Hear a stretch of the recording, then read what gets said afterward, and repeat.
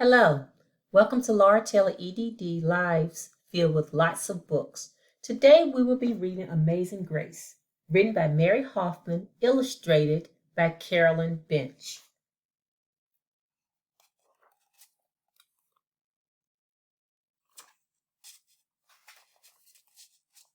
Grace was a girl who loved stories.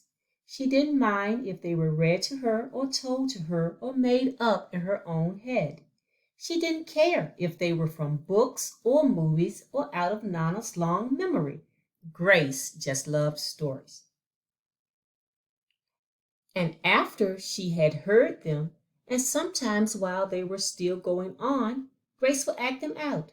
And she always gave herself the most exciting part.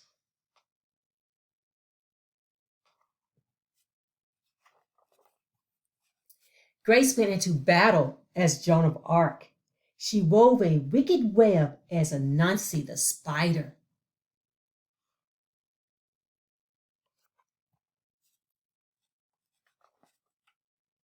She hid inside the wooden horse at the gates of Troy.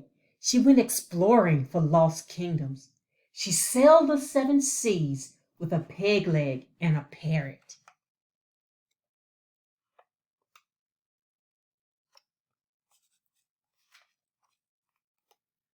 She was Aladdin, rubbing his magic lamp to make the genie appear, and Mowgli in the backyard jungle.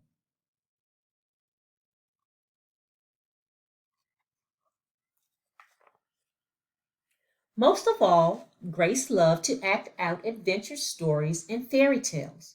When there was no one else around, Grace played all the parts herself. She set out to seek her fortune with no companion but her trusty cat, and found a city with streets paved in gold.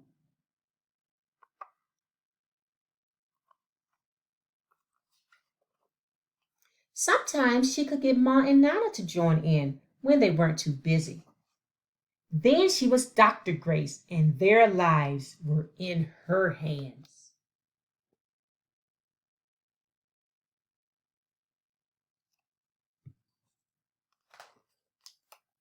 One day, Grace's teacher said they would do the play Peter Pan.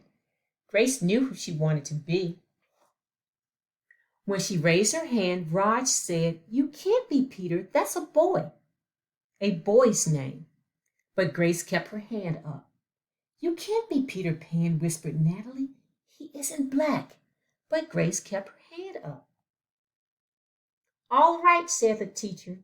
"Lots of you want to be Peter Pan, so we'll have to have auditions next week to choose parts." She gave them words to learn.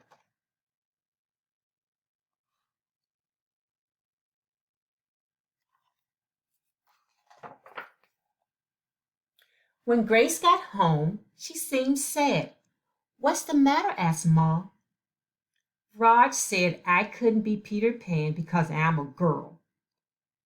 "That just shows what Raj knows," said Ma. "A girl can be Peter Pan if she wants to."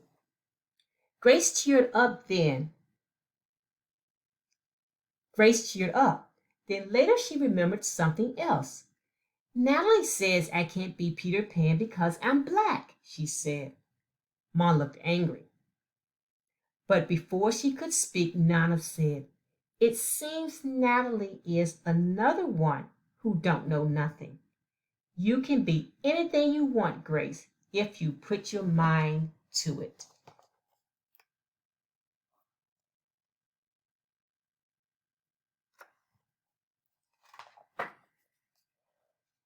On Saturday, told Grace they were going out.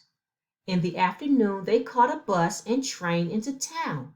Nana took Grace to a grand theater. The sign outside read, "Rosalie Wilkins in Romeo and Juliet," and sparkling lights. "Are we going to the ballet, Nana?" asked Grace. "We are, honey. But first I want you to look at this picture." Grace looked up and saw a beautiful young ballerina in a tutu. Above the dancer, it said, "Stunning New Juliet."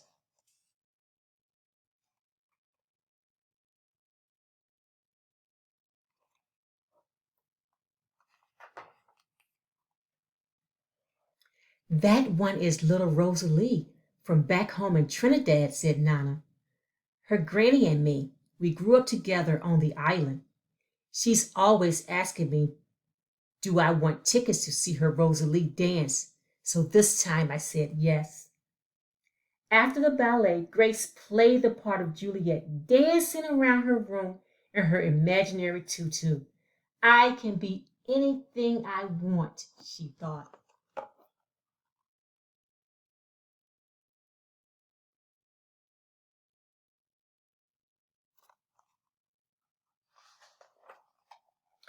On Monday, the class met for auditions to choose who was best for each part. When it was Grace's turn to be Peter, she knew exactly what to do and all the words to say. She had been Peter Pan all weekend. She took a deep breath and imagined herself flying. When it was time to vote, the class chose Raj to be Captain Hook and Natalie to be Wendy. There was no doubt who would be Peter Pan. Everyone voted for Grace. You were fantastic, whispered Natalie.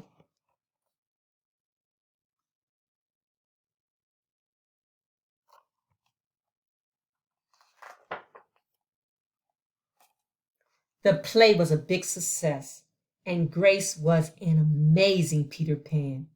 After it was over, she said, I feel as if I could fly all the way home. You probably could, said Ma. Yes, said Nana. If Grace put her mind to it, she can do anything she wants.